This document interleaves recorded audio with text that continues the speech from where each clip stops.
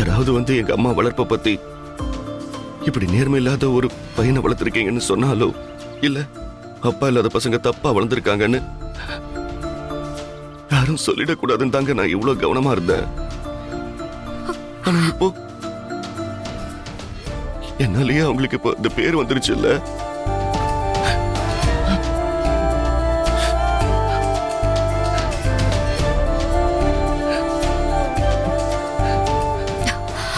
சீனு, என்னைக்குமே 4 பேருக்கு கெடுதல் பண்ணக்கூடாது.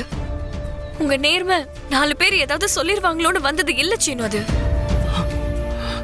அது உங்க கூடவே இருந்த உங்க அப்பாவையும் உங்க அம்மாவையும் பார்த்து நீங்க எப்படிதான் இருக்கணும்னு அவங்க வாழ்ந்த வாழ்க்கை உங்களுக்கு கொடுத்தது.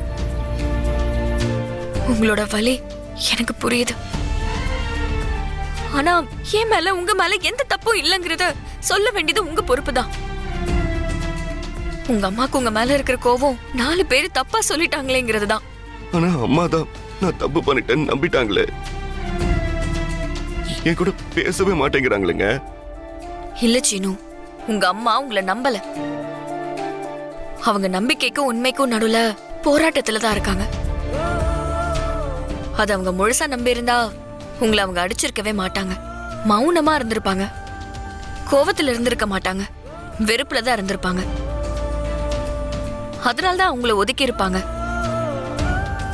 ஒருத்தவங்களோட வெறுப்பும் மௌனமும் எவ்வளவு வலியை கொடுக்கும்னு உங்களை விட எனக்கு நல்லாவே தெரியும் சீனு.